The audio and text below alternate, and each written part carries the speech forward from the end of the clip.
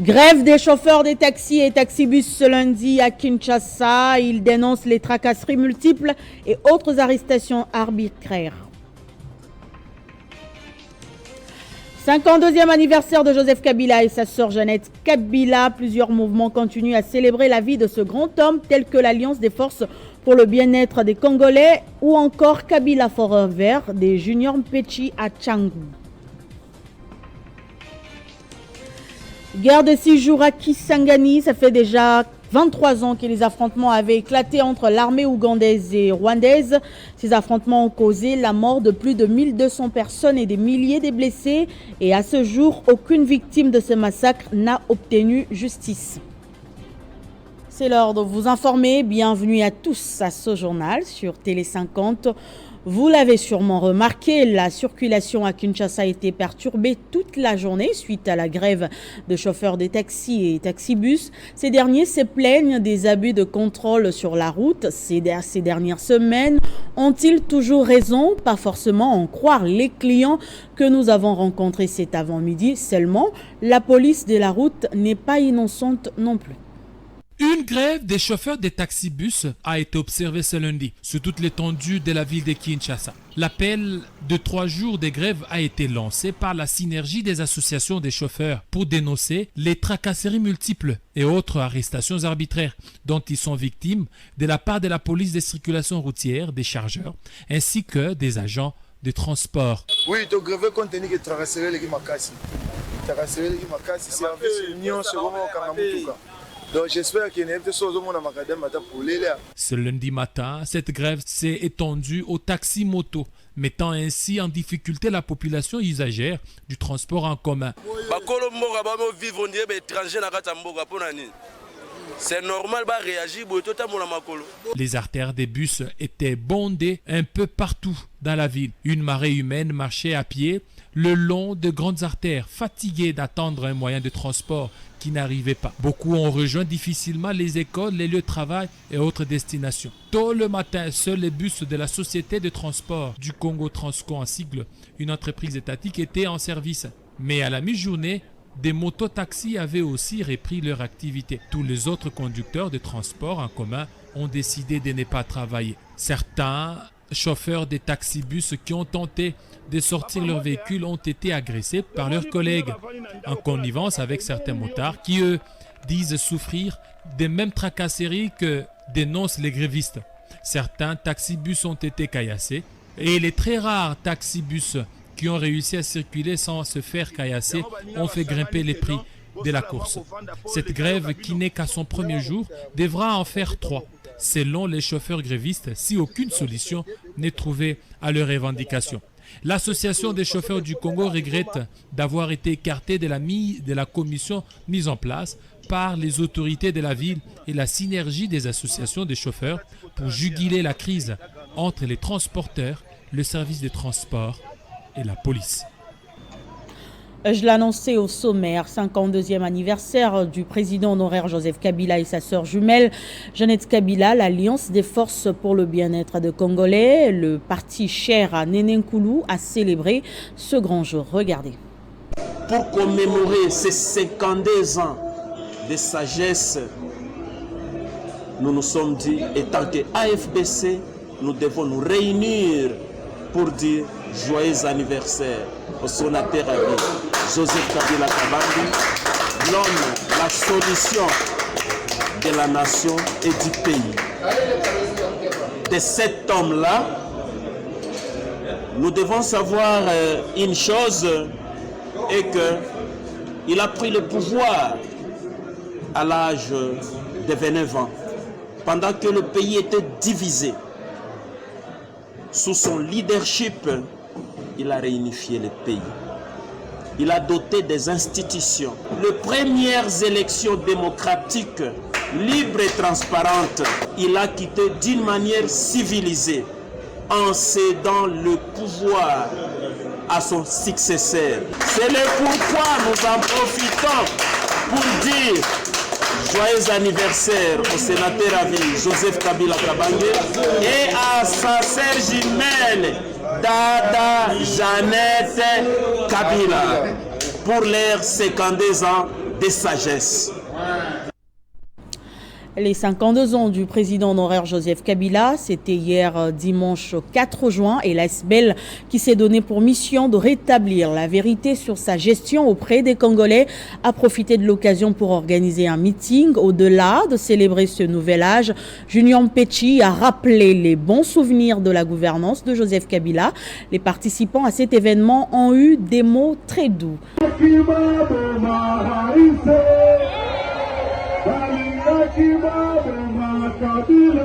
Des scènes comme celle-ci sont de plus en plus fréquentes depuis quelques mois.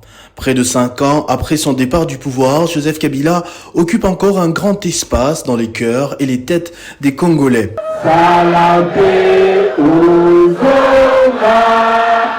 Nous sommes à Tchangou, le 4 juin précisément, jour de son 52e anniversaire de naissance, et Junior Mpetshi, coordonnateur de Kabila Forever, a réuni les membres de son association pour un meeting à haute portée symbolique. À part le vœu d'anniversaire, la population a entonné plusieurs chants passionnels, improvisés sous émotion, offert des cadeaux tels que des œuvres d'art et lancé des messages à l'image de cette mère âgée. Papa, Zaka, papa. Papa kitisa motema soki bana bazako bima kuruna mpona nzala mpona misala ezalite. Junior Mpetshi en a profité pour dresser les tableaux comparatifs de 2 dernières gouvernances, arrivant à la thèse que Joseph Kabila était injustement diabolisé par ses détracteurs politiques. Il nourrit encore aujourd'hui l'espoir de le voir au retour au pouvoir afin de travailler pour le Congo. Tchangou, Kabila est un leader national. Partout où vous voulez parler de Joseph Kabila, la population viendra. Enseigner le kabylisme authentique, parler des réalisations de Joseph Kabila pendant qu'il était au pouvoir et annoncer le retour de Joseph Kabila au pouvoir. À Tchangou, autrefois présenté comme district hostile à la personne de Joseph Kabila, toute une structure est établie. Des hommes et des femmes de tout âge reconnaissent le mérite de l'ancien président et rétablissent la vérité dans leurs milieux respectifs de vie sous la coordination de Junior Mpetshi.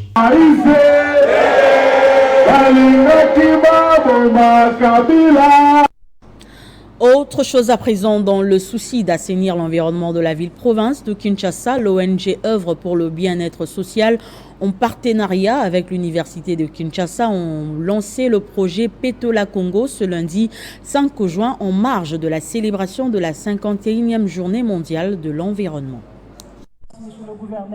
C'est en marge de la célébration de la Journée mondiale de l'environnement que le projet Petola Congo a été lancé. À en croire Serge Gata, chef du projet, Petola Congo consiste à gérer les déchets solides en faisant les tris au niveau des ménages, la collecte et la valorisation selon la catégorie. Le projet Petola Congo est en train de mettre en place,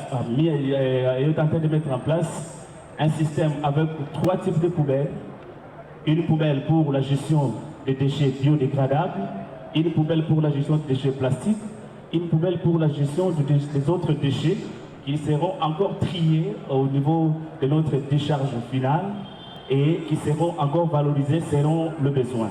Satisfait que son institution ait été choisie comme premier site par ce projet, le recteur de l'université de Kinshasa, Jean-Marie Kayembe, a réagi. L'expertise de ce projet Petola Congo, qui vient de nous assister aujourd'hui, déjà avec l'outil essentiel dans la gestion des déchets, les poubelles, j'allais les appeler écologiques.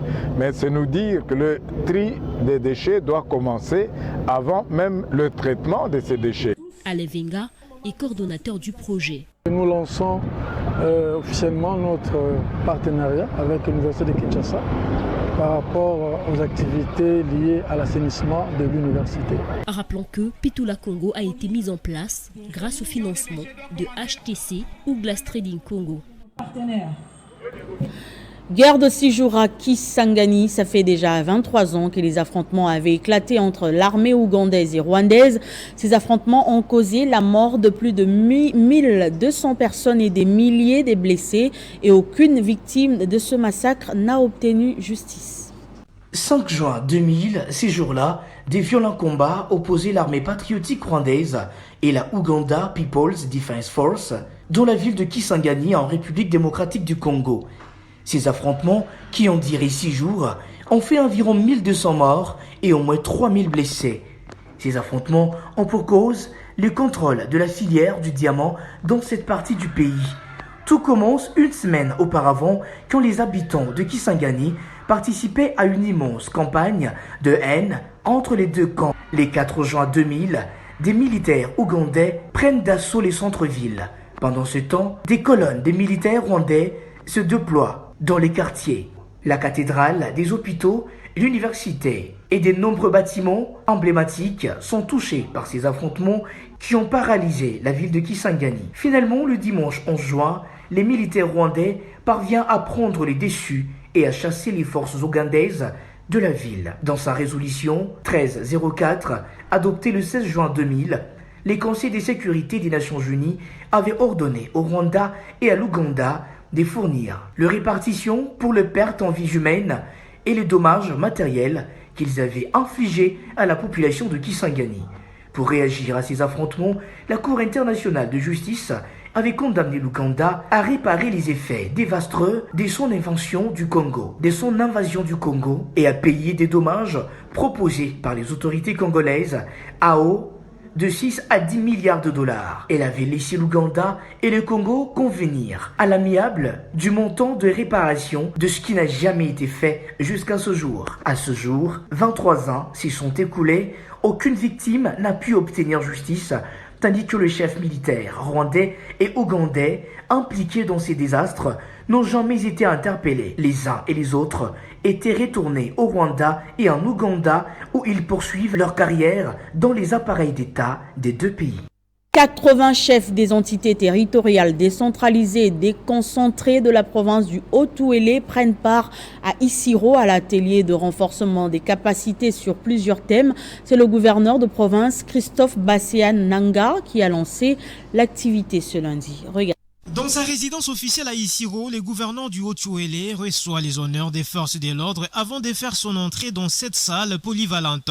Face à lui, députés provinciaux, membres du gouvernement, comité provincial de sécurité, autorités de la ville et surtout les administrateurs des territoires et leurs adjoints, ainsi que les chefs des chefferies et secteurs venus des 4 coins du Haut-Ouélé pour assister à ces séminaires. Nous devons réfléchir sur la problématique de la gouvernance territoriale, l'exploitation minière, la gouvernance foncière, la relance de l'agriculture, de l'élevage, la protection de notre environnement, le suivi rigoureux du projet de développement local 245 territoires, conformément à la vision du chef de l'État. Les enjeux politiques obligent, l'autorité provinciale rappelle ici qu'il n'est plus qu'un secret des polichinelles. Il est donc temps pour moi d'attirer votre attention sur votre implication à la mobilisation de nos populations et au soutien inconditionnel à la candidature de son Excellence Félix Antoine Tshisekedi Tshilombo, président de la République et chef de l'État, pour sa réélection à la magistrature suprême. 3 jours durant, les participants à ces assises devront être outillés en la matière afin d'améliorer la gouvernance au sein de l'entité. Écho des partis politiques à présent, le secrétaire général de la FDC, Guy Richard Malongo, a lancé dimanche à Limete une vaste tournée dont le thème principal est AFDC battez la base. La tournée d'inspection dénommée AFDC battez la base consiste à évaluer les animateurs et leaders du parti ainsi que les potentiels candidats à la députation nationale, provinciale et locale par rapport à leur capacité d'encadrement, de sensibilisation et de fidélisation de militants qu'ils ont du reste conduit à l'enrôlement. Pour le chef du gouvernement du parti cher à Modeste Bahati Lukwebo, point n'est question de dormir. Son parti est à pied d'œuvre pour la réélection de Félix Tshisekedi à la magistrature suprême, mais aussi de donner à ce dernier une majorité confortable à l'Assemblée nationale et aux assemblées provinciales. Nous avons amorcé cette tournée sur terrain, la tournée que nous avons dénommée « Battez la base ». AFDC Battez la base veut dire tout simplement que nous sommes en train de sensibiliser tous nos chefs de base, présidents de cellules, présidents sectionnaires, présidents communaux, présidents fédéraux, nos inspecteurs chefs de poule, pour que chacun, là où il est, comprenne que nous sommes dans un moment de turbulence politique où chacun doit protéger, encadrer nos militants. Notons que cette tournée le conduira outre son fief électoral du Moamba, mais aussi dans toutes les fédérations de Kinshasa et quelques provinces. Guy Richard Malongo dit TGV a au cours de cette première journée lancé un message d'alerte maximale aux cadres et militants de la FDC face aux enjeux électoraux. Au cadre de l'Alliance des forces démocratiques du Congo et président de la fondation LDBLK, Louis-Dor Balekelai a réuni les membres de son organisation dimanche à son fief de Lemba pour la présentation de son équipe de campagne, mais aussi pour peaufiner quelques stratégies électorales en vue des échéances à venir et présenter à son staff justement les grandes lignes de son combat politique qui oscille notamment autour du coût du loyer, de la dot et de l'encadrement des motos taximens. Regardez.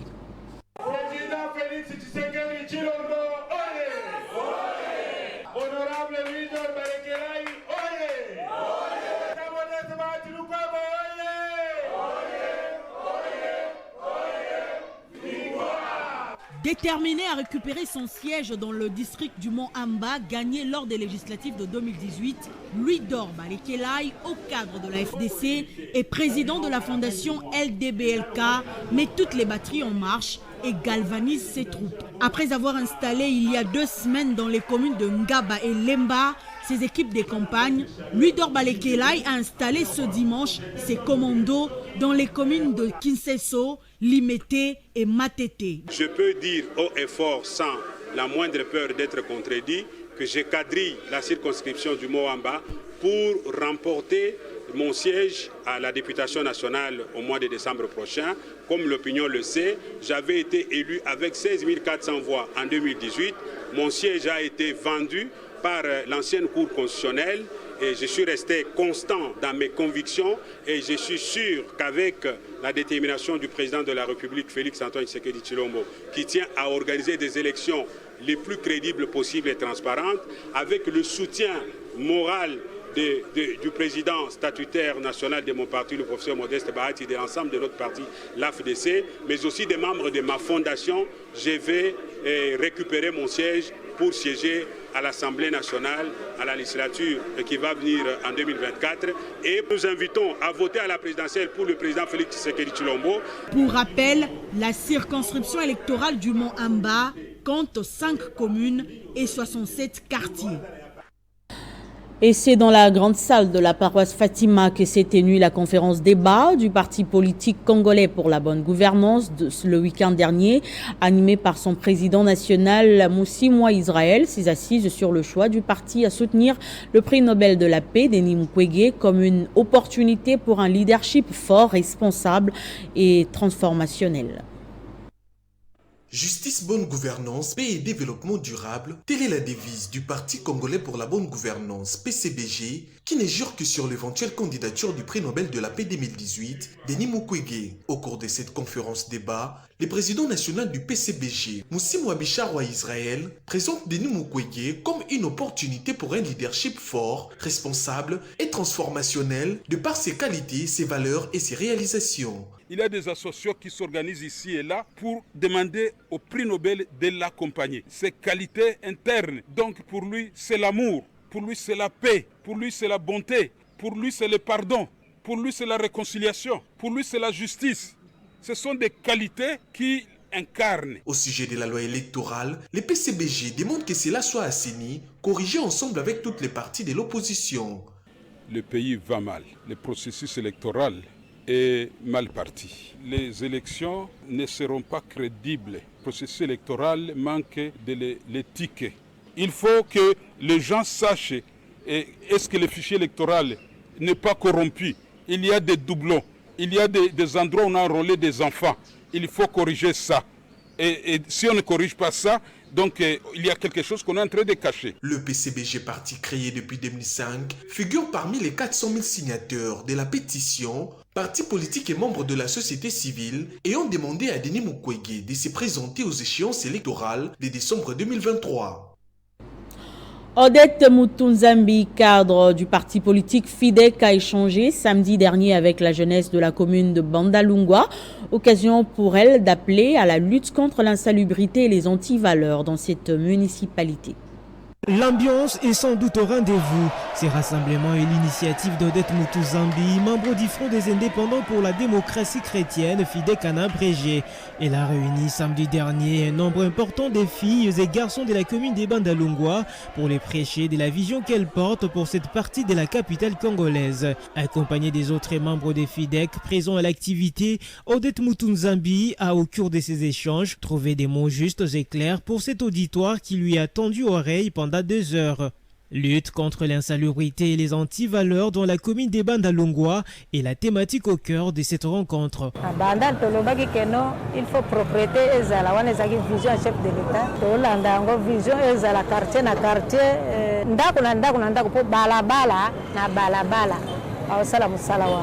Junior Taza, président fédéral du district des Founa du parti FIDEC, revient ici sur les motifs de sa présence à ces assises. Nous sommes satisfaits de ce que nous avons vu et entendu. Que les jeunes puissent accompagner et soutenir maman Odette pour que nous puissions réaliser toutes les ambitions que nous avons, les objectifs que nous avons dans la commune de Bandal. Nous avons lancé l'opération Pas une maison sans FIDEC.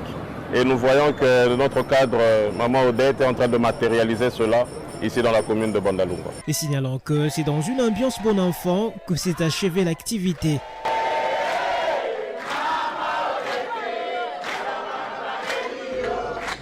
Et puis le Parti politique social et démocratie pour le peuple solidifie ses bases pour bien affronter les élections à venir. Hier dimanche, le SDP a installé le président communal de Kimbantseke, Thierry Munanga, et par la même occasion présenté le candidat député Thierry Tubajuka. Le Parti social et démocratie pour le peuple se rapproche de plus en plus de sa base à 6 mois des élections. Après les communes de Maluku et Massina, l'autorité morale du parti a procédé hier à l'installation du président communal, Domi Munanga, et la présentation du candidat député, Thierry Tubajuka, sous les applaudissements des militantes et militants du SDP. Un grand merci d'abord à l'autorité morale qui est le chef du parti, M. Charles Tioka. Je dis un grand merci au secrétaire général qui est à côté de moi. Je dis un grand merci à tous les secrétaires généraux, sans oublier mon fédéral. Je dis un grand merci, le grand merci infini à celui qu'on appelle Thierry Tubajuka, qui est le candidat et député national, qui fait rage ici à Kimbantseke et à Tchango. Pour bien affronter les échéances électorales, le SDP travaille district par district et la prochaine étape, c'est les Monts-en-Bas. Le SDP installe de candidats. Donc nous sillonnons partout, toute la ville. Le président de la République, il tient vraiment aux jeunes. Et voilà, 2024, c'est la place à la jeunesse au Parlement. En deux parties de l'Union sacrée de la nation, le SDP promet de soutenir la candidature du chef de l'État, Félix-Antoine Tshisekedi Tshilombo, lors des prochaines élections.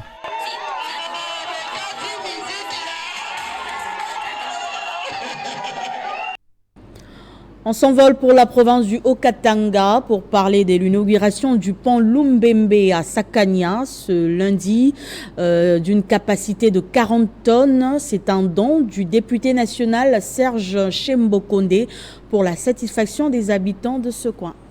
Chose promise, chose réalisée, voilà ce qui peut être retenu dans les cas du pont Lumbembe dans les territoires des Sakania, province du Haut-Katanga. Ouvrage d'une capacité de 40 tonnes, construit et financé sur fonds propres du député national et élu des Sakania, Serge Chembokonde. Pendant que toute la population de la cité des Sakania l'attendait sur les lieux de la cérémonie, c'est à bord d'une moto à 4 roues que le député, très adulé, est arrivé. Après les moments de la bénédiction du pont par les curés de la paroisse Saint-Dominique Savieux des Sakania, est arrivée l'heure de la coupure du ruban.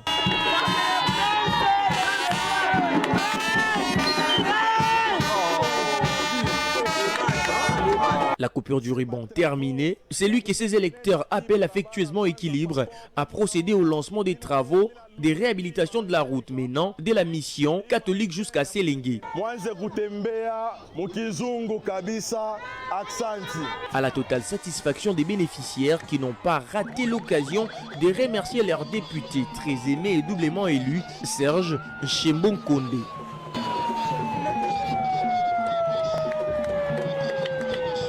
Direction à présent le Nord Kivu, proche des vulnérables et les nécessités. Le notable Rémi Ruzengue a payé les factures de plusieurs malades retenus dans les structures sanitaires de la ville de Goma. Faute de moyens financiers, ce geste a été salué par les bénéficiaires. Ils sont plusieurs malades internés dans différentes structures sanitaires de la ville de Goma à trouver sourire ces jours. C'est là, après avoir vu le notable Rémi Ruzengue payer leurs factures d'hospitalisation. C'est l'ASBL Birere Sans Frontières, dont Rémi Ruzengue est coordonnateur international, qui a posé cette action, comme le précise Pierre Saloumou, membre de BSF.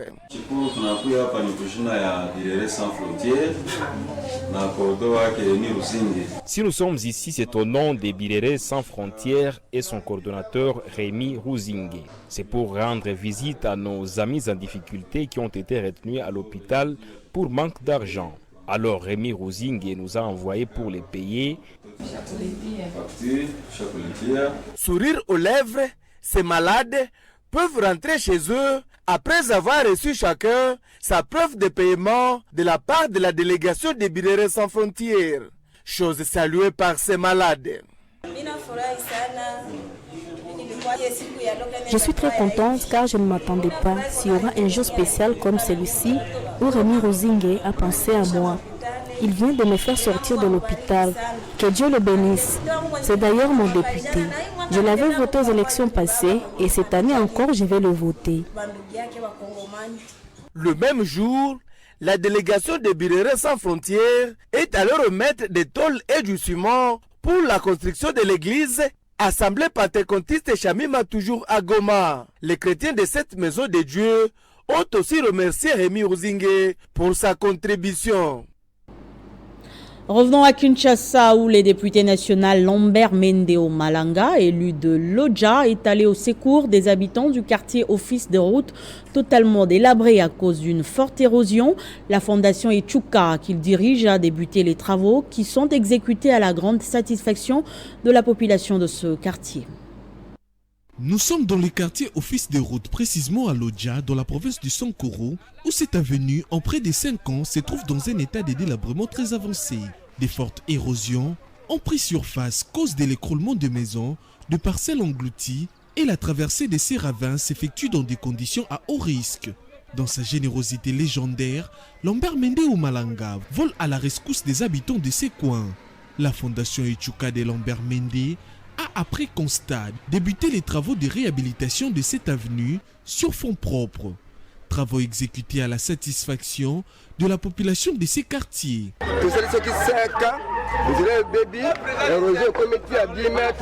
C'est vers 6 h du matin que nous avons vu une délégation de la fondation Echuka qui nous a dit que le seul homme du Sankoro va réhabiliter cette route. On pensait que c'était un rêve, mais vers 8 h 30, on a constaté que les travaux ont débuté. Il a envoyé ses propres engins. C'est pourquoi nous lui disons un grand merci. Il est le seul qui nous a toujours aidés ici au Sankoro.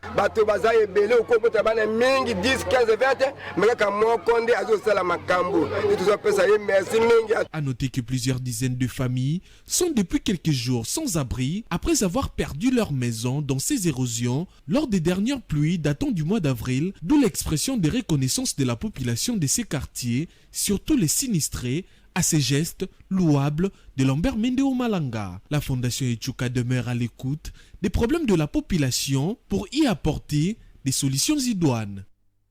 Ce journal est terminé, place au rappel de titres. Grève des chauffeurs des taxis et taxibus ce lundi à Kinshasa. Ils dénoncent les tracasseries multiples et autres arrestations arbitraires. 52e anniversaire de Joseph Kabila et sa sœur Jeannette Kabila. Plusieurs mouvements continuent à célébrer la vie de ce grand homme, tels que l'Alliance des forces pour le bien-être des Congolais ou encore Kabila Forever des Junior Mpechi à Tchangou. Guerre de 6 jours à Kisangani, ça fait déjà 23 ans que les affrontements avaient éclaté entre l'armée ougandaise et rwandaise. Ces affrontements ont causé la mort de plus de 1200 personnes et des milliers de blessés. Et à ce jour, aucune victime de ce massacre n'a obtenu justice. C'était l'essentiel de l'actualité. Merci de rester fidèle au programme de la télévision du cinquantenaire.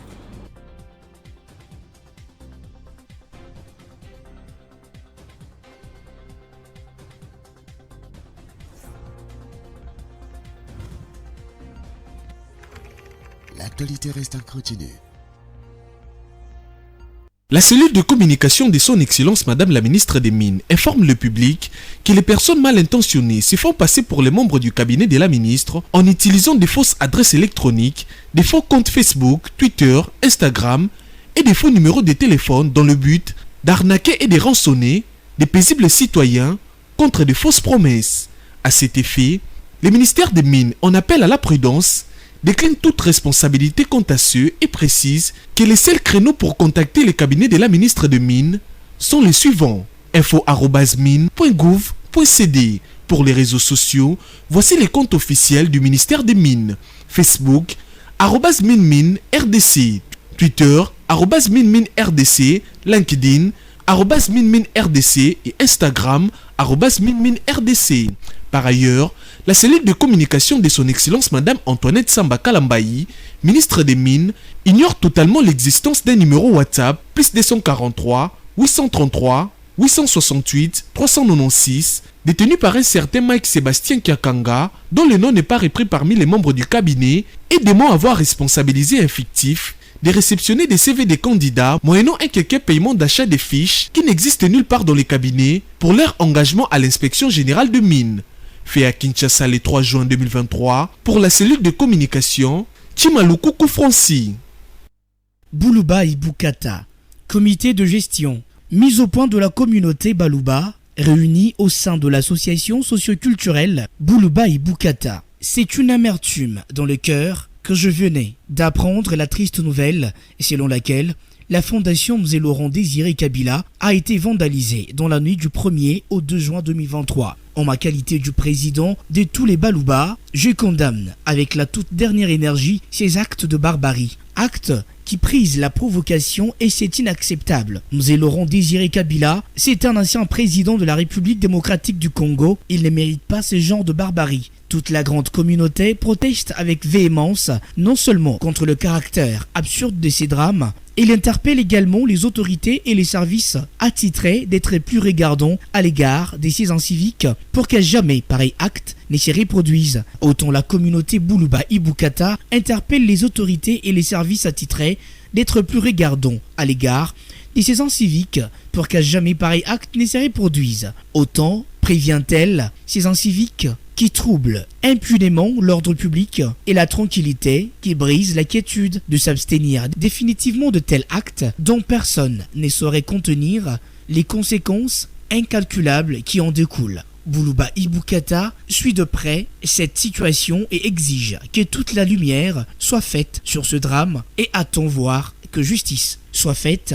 Enfin, à ma qualité du père de tous les Balouba, j'invite tous les membres, jeunes et vieux, à rester calmes, à ne pas céder à la provocation et à observer la discipline légendaire qui vous a toujours caractérisé. Fait à Lubumbashi le 3 juin 2023, honorable Bangamukose Dieudonné, président.